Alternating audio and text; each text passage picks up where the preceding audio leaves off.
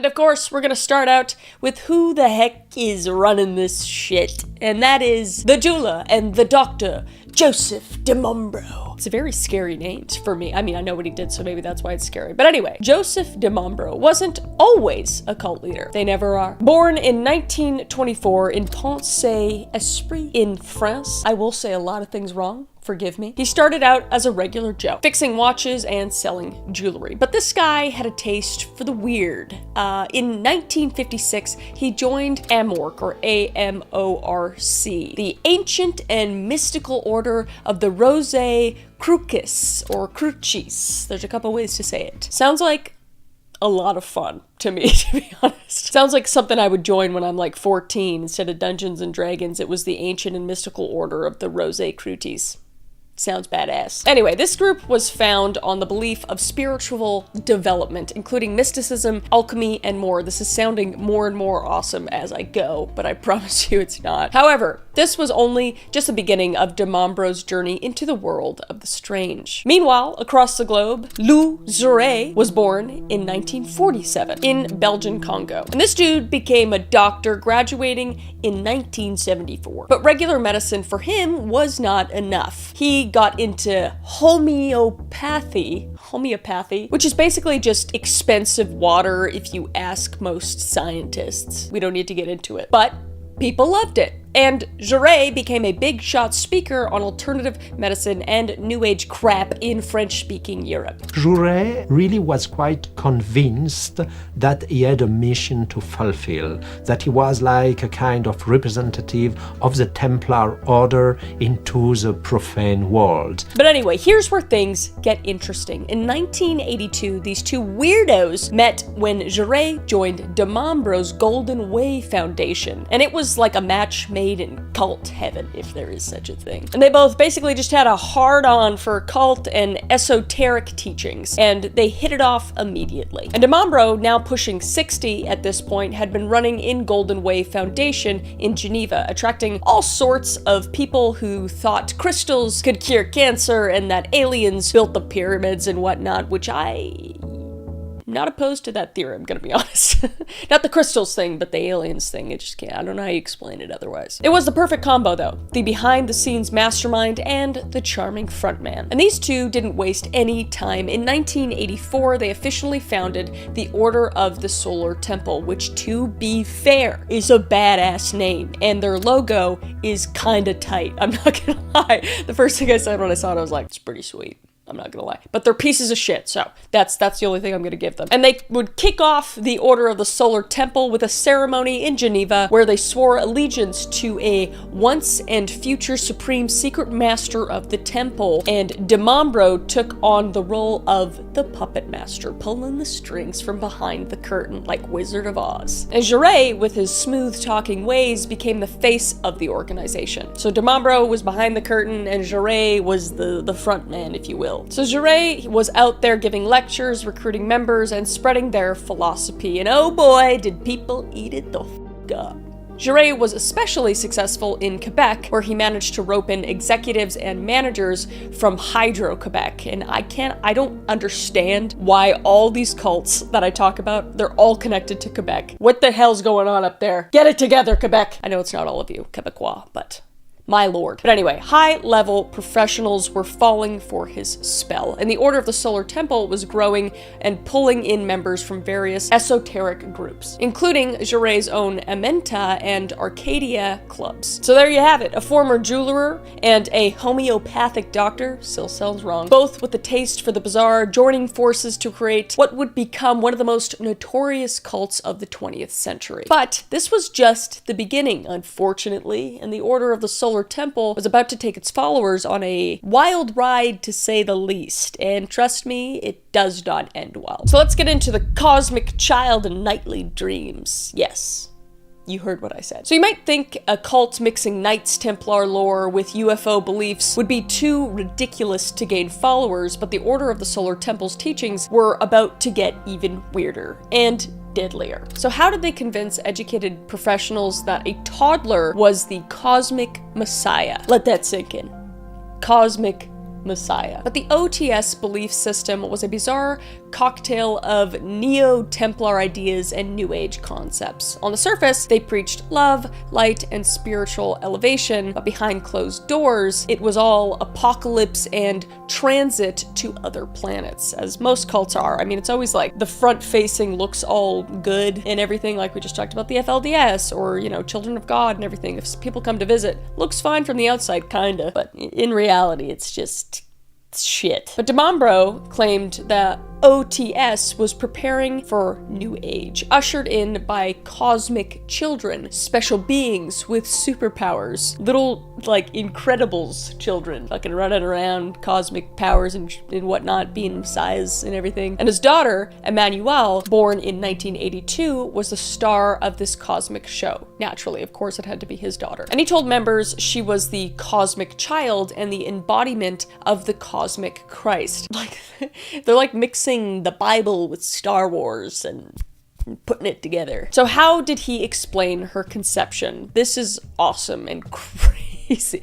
It's crazy. Not through normal means, of course. Could not be through normal intercourse and whatnot. According to DeMambro, Emmanuelle was conceived through cosmic intercourse. Everything's got to be cosmic with this guy. With a ghost-like master. So I don't know if it was a woman or a man or just a ghost. I'm not sure. But the Knights Templar obsession ran deep in the OTS. And it's literally just the plot from Star Wars, which also copies the story of Jesus. So it's just plagiarism all around. And it's real, so it's not fun. You know, if it's fiction, if it was fiction, it'd be fun, but it's not. So they claimed direct lineage from the medieval Templars, saying secret masters sent them esoteric messages. And these weren't your average weekend LARPers. As you know, if you don't know what LARPers is, it's right here on screen right here. Or you can show them a video of them. These people took this stuff extremely seriously, and their rituals were elaborate affairs invoking a whole hierarchy of ascended masters. He would say to us,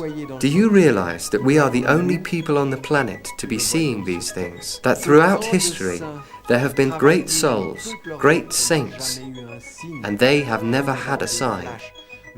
And we have flashes, signs. We have the blood of Christ." And these ceremonies were designed to convince members that they had special roles in the coming of the New Age. And it was all part of a plan to keep people hooked into the OTS's unique mission, which was that they were reincarnated saints. And you would go through this ritual where you would be given a cross, you would be sworn in as a member, and you would also swear not to reveal any of the going-ons inside this group, because everything was kept extremely secretive. But here's where it gets really dark. While they talked about love and enlightenment in public, the private teachings were very doom and gloom. They pushed ideas about persecution and the impending apocalypse, creating a sense of urgency among members. And we see this with every cult that I've talked about, and pretty much every cult in general, whether it's Jim Jones or the Order of the Solar Temple or Children of God. Like, all these cults always need a fear-mongering aspect to keep people with them. So they push the same rhetoric. And the contrast between the OTS's public face and its inner teachings was stark. On one hand, you had Lou Jouret giving lectures about alternative medicine and spiritual growth, and on the other hand, you had Joseph DeMambro spinning tales about cosmic children at the end of the world, which sounds cooler. Kidding. I'm kidding. But this mix of Knights Templar mythology, New Age concepts, and apocalyptic beliefs created a potent brew of cult stew. So the OTS managed to create a belief system that was both attractive and terrifying. And this combination would prove deadly effective in controlling its members. But beliefs alone don't explain what was to come. The Order of the Solar Temple was about to take a very dark turn, and its members were along for the ride, whether they knew it or not. And the stage was set for tragedy, with DeMambro and Jouret holding all the strings, and trust me, you don't want to miss what happens next. So picture this. It's 1989, and Joseph DeMambro is living large, first-class travel, multiple luxury homes, and a growing bank account fueled by devoted followers. It's a lot like some other religions I know. They just love to use the church's money. But here's the kicker. The Order of the Solar Temple hit its peak membership of 400 1942 across 6 countries, and the seeds of its destruction were already taking root. So how did it all unravel so quickly? Well, let's break it down. The OTS had spread its tentacles across Europe and North America. We're talking 90 members in Switzerland, 187 in France, 43 in Martinique, and 10 in Spain, 86 in Canada, mostly in Quebec, of course, and 16 in good old USA. But not too shabby for a cult that believed in cosmic children and Knight Templar ghosts, right? But how did they keep all these people in line? Well, Demambro and Jouret weren't idiots. They set up these 3-tiered systems. And at the bottom, you had the Amante Club. And this was just like entry-level stuff where they would spew their philosophies and try to find the spiritual elite. And only a select few would move up to the next level. And if you were lucky, or unlucky, depending on how you look at it, you get bumped up to the Arcadia level. And this is where things got more, let's say, advanced. They would prep you for the ultimate initiation into the OTS. But the real prize, the International Knighthood Organization, again, they got cool names. Like, I kind of get why people went into this, because they're like, I get to be a knight? What? And there's cosmic children and fucking wizards and shit? Sounds awesome. And this was the top tier, the VIP, and special publications, fancy initiations, the whole 9 yards. Now, while all the spiritual mumbo-jumbo was going on, Demambro was living it up. And former members kind of spilled the beans, saying he was using the group's funds to support his opulent lifestyle. And where was all the money coming from? The members, of course. Demambro and Jouret were encouraging their followers to make significant financial contributions to the group. And they even had plans to build health centers in Europe and Canada. Guess who's footing the bill for that? And in Quebec, Jouret was on a roll. His motivational speaking gigs were attracting executives and managers like flies to honey. I would have become involved with just about anything to stay with Dr. Jouret, and I felt that if I was able to get closer to him, or at least to stay within the group, that at some point I would probably gain more knowledge. I would probably have access to revelations, to wonderful things, and even maybe at one point to be in contact with either entities or extraterrestrials. And these weren't your average Joe Schmoes. These are high-level professionals falling for this stuff. So it's like, I really would have loved to be in that time and listen to Jouret speaking and like see if I'd fall for it, because I'm an idiot. So maybe I'm like so dumb that I wouldn't fall for it. But here's the thing about building your empire on a foundation of bullshit. It is bound to crumble eventually. And as the money rolled in and the memberships swelled, cracks were starting to form in the cult. People were beginning to ask questions. Where was all the cash going? Why did Demambro need such a fancy house, fancy houses? And wasn't this supposed to be about spiritual enlightenment, not material wealth? So the OTS had built a complex web of manipulation using its tiered structure to keep members always striving for the next level of enlightenment. It flatters your ego to be part of a group that designs itself as an elite, that are the chosen ones.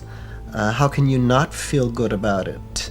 I actually believed that I was superior to most other people on this planet, that I had been chosen.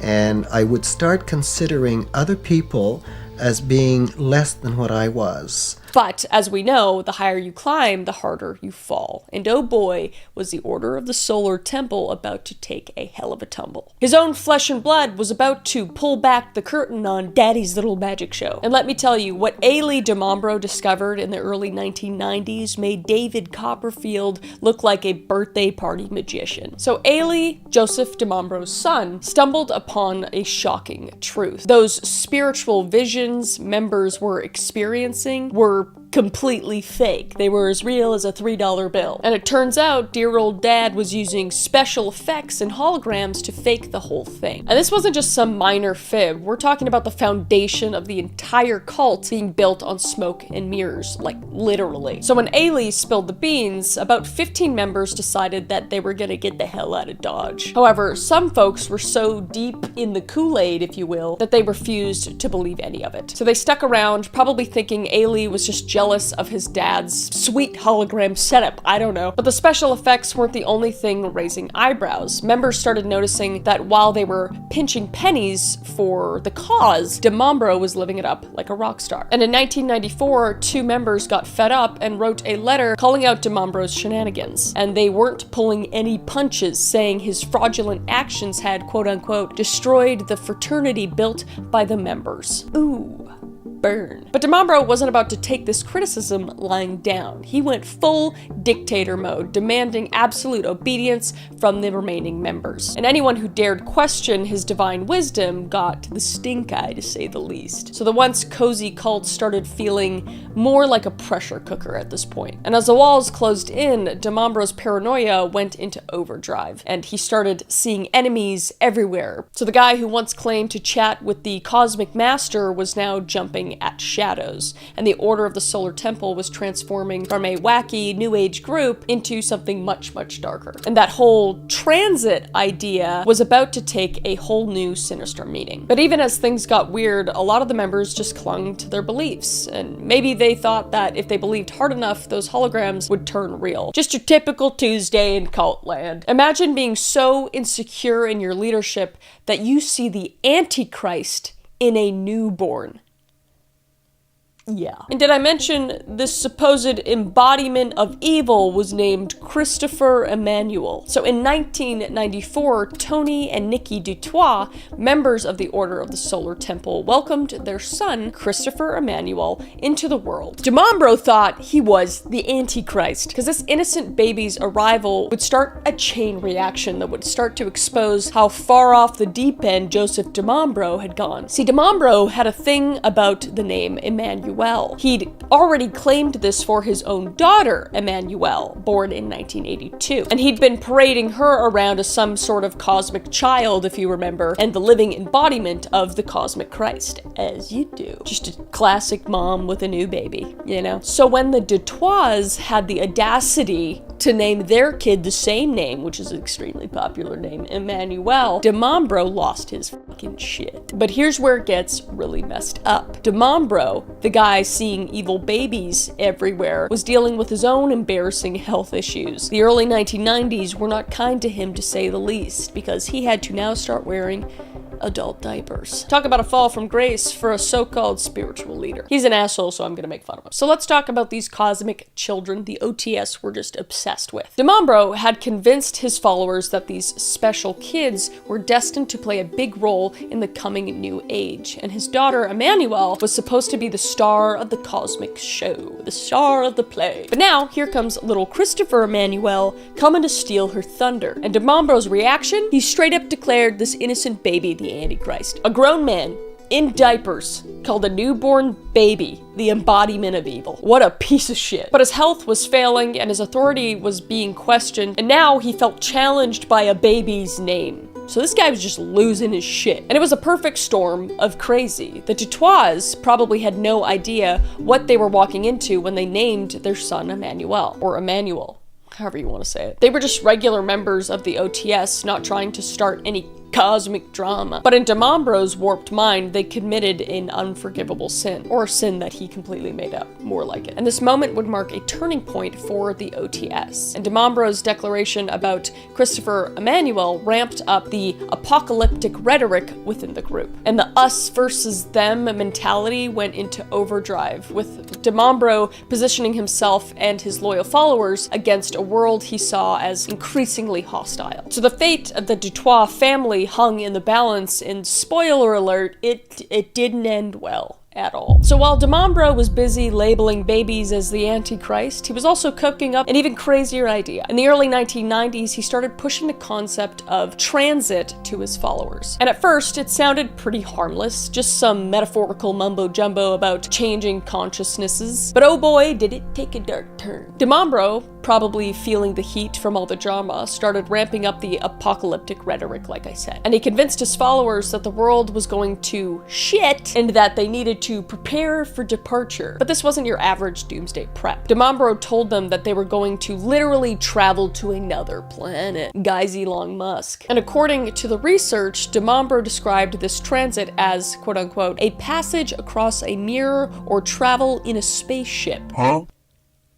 It sounded like a bad sci-fi movie, but people bought it nonetheless. And like I said before, these aren't just some like random lost hippies from the 60s or something. These were lawyers, doctors, and highly educated professionals that fell for this crap. And the OTS's beliefs were heavily influenced by a guy named Jacques Brere. And he had all these ideas about the end of Christianity, throwing out dates like 1999, 2147, or 2666 as the big finale. And DeMambro and Jaret took this apocalyptic nonsense and mixed it with some new age fears about the environment going to hell. And the result was a belief that the world was doomed and only the OTS members would survive. But here's where it gets even more messed up. DeMambro's paranoia went through the roof at this point. And in his writings, he claimed, quote unquote, all the polices in the world are focused on us, and that their file was the hottest on the planet.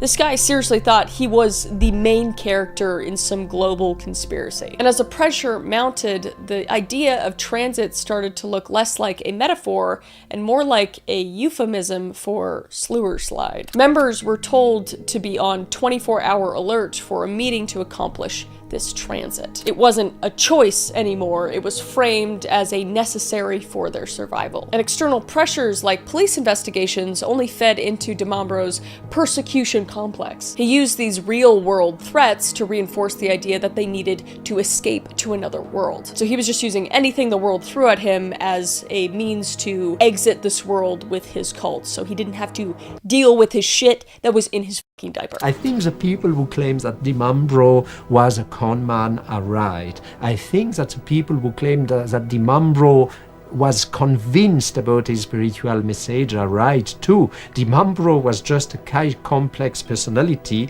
actually a kind of schizophrenic and disturbed personality.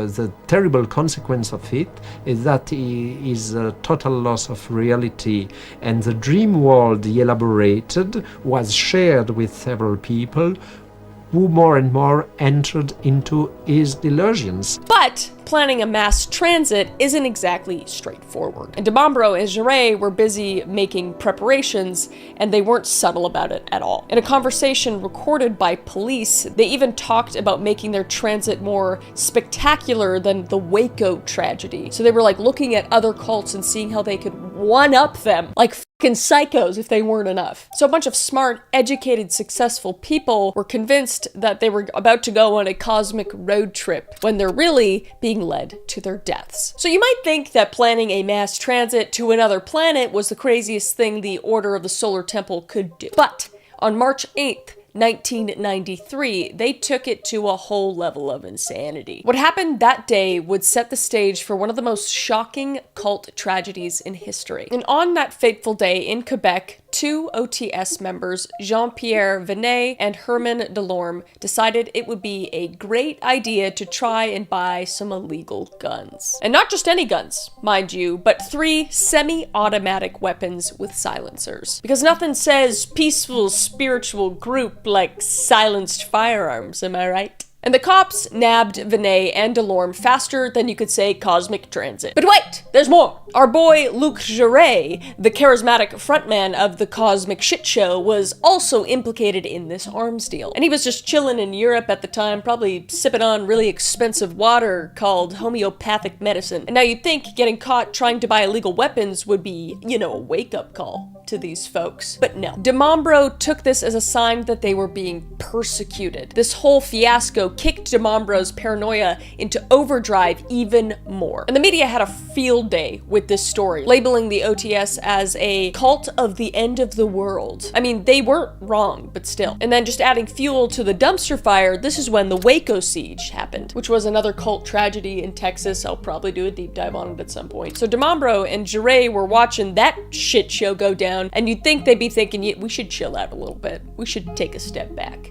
No. No. They decided to just make it a competition. And in a conversation that was later recorded by police, Giray whined that, quote unquote, Waco beat us to the punch.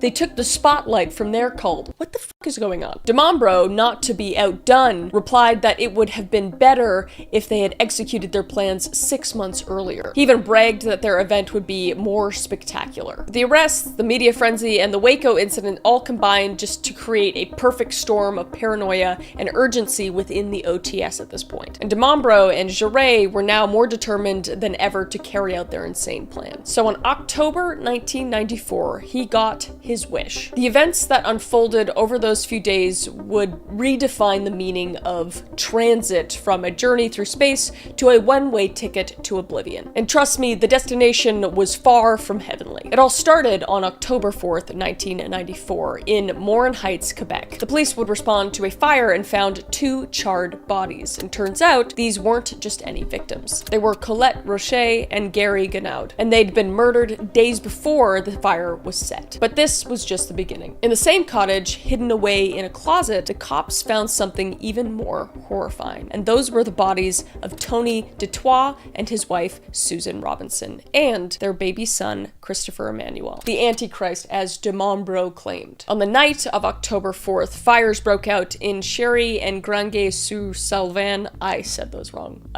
It is what it is. Switzerland. And when the smoke cleared, the body count was staggering. 23 bodies in Chéry and 25 in Grange-sur-Salvan. And many of those people had taken sedatives before being shot or poisoned. And in Chéry, the scene was like something out of a twisted ritual. The bodies were arranged in a circle, like some messed up version of King Arthur's Round Table. And the cops found 65 bullets in the bodies. A bit overkill, if you ask me. Now, some of these deaths were straight up murders, but others the cops would call slewer slides. But how do you classify death when someone's been brainwashed into thinking they're going to a space vacation? It's not exactly a voluntary trip when you've been fed lies and fear for years. So when the dust settled, the body count was 53, 5 in Quebec and 48 in Switzerland. And DeMambro and his pals didn't discriminate. They used knives, guns, poison, whatever it took to complete the transit. And during the first transit, DeMambro and Giray would also be among those dead bodies. And the media were reporting on this insane cult and what had happened. It's not every day a bunch of seemingly normal people, successful people, decide to check out en masse because of some guy in diapers told them to. The fires were discovered in 2 Swiss villages. In the village of Chéry, police found a burnt-out farmhouse. Inside lay the bodies of 23 people. The public was shocked, horrified, and probably a little bit fascinated too, as we do get fascinated with these crazy events. And the Swiss cops and judges dug into this mess for months. And their conclusion was that this wasn't just some random tragedy. It was a result of years of manipulation and some seriously messed up theology. And DeMambro and Giray had managed to convince intelligent people that death was just a quick pit stop on the way to Sirius. But this wasn't the end of it. Some of the survivors believed in the OTS's mission. After all this death and destruction, there were still people who thought, yeah, this seems pretty legit. The Order of the Solar Temple had one last trick up their sleeve. A PR campaign from beyond the grave. DeMambro wasn't about to let a little thing like death stop him from controlling the narrative. After the bodies were found and the fires put out, investigators discovered a treasure trove of tapes and documents left behind by the OTS. And these weren't just any old papers. They were carefully prepared statements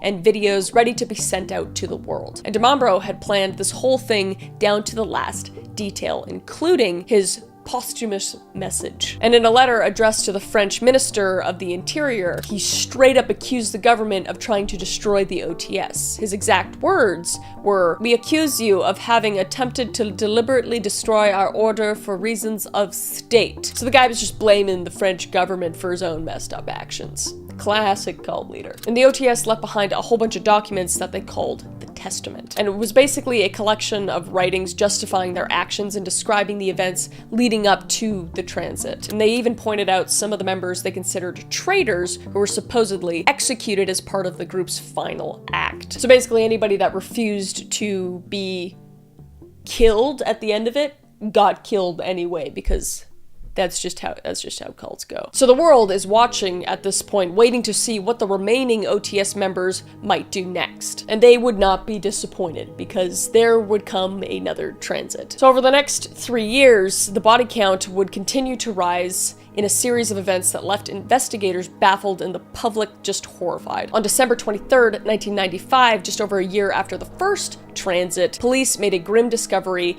in the Vercors Mountains near Grenoble, France, where 16 more bodies, including 3 children, were found in a remote clearing. And this wasn't some random tragedy. It bore the hallmarks of another OTS transit. And the victims had been shot twice before their bodies were set on fire, which sounds familiar to the first transit. And the killings were orchestrated by Christian Bonnet, a Swiss psychotherapist who'd taken over the European branch of the OTS after de Mombro's death. And she wasn't working alone. So 2 of her accomplices were Jean-Pierre Lardanchet and Patrick Rostand, who were in active duty of the French police. So investigators found that many of the victims had taken sedatives before being killed. It's like they were trying to make the death as comfortable as possible for the victims. How thoughtful. But why did these people agree to die? Well, according to witness accounts collected by the Swiss and French police, some remaining OTS members had expressed regret for not participating in the earlier transit, and they were actually jealous of the dead. And just when authorities thought they'd seen the last of the OTS, they would strike again on March 22nd, 1997, where 5 more bodies were discovered in Saint Casimir, Quebec. And this time, the victims included 4 OTS followers and the parent of one of the members. And the Quebec police reported that there was no evidence of violence or poisoning in this incident, although the victims had consumed significant doses of tranquilizers. And one victim was suffocated with a plastic bag, a method seen in the 1994 transit. And the police would find a letter explaining that their actions were intended to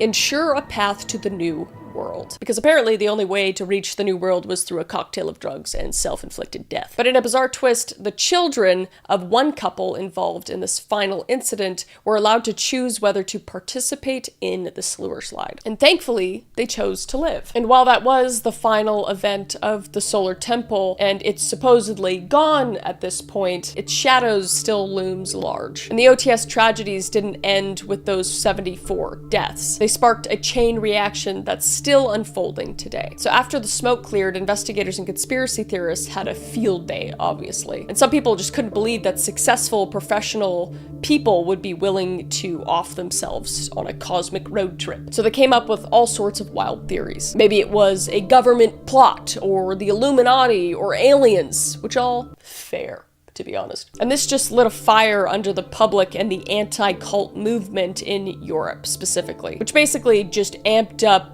investigations into cults. And suddenly, every new religious group was under the microscope. France and Belgium went full paranoia mode, and they started side-eyeing all kinds of minority religions. Even peaceful groups got accused of being potentially violent or planning mass sewer slides, like the Order of the Solar Temple. But that's pretty much it for the Order of the Solar Temple. I mean, it's a somber reminder of how far people will go in search of meaning. I mean, 74 people's lives were lost, and this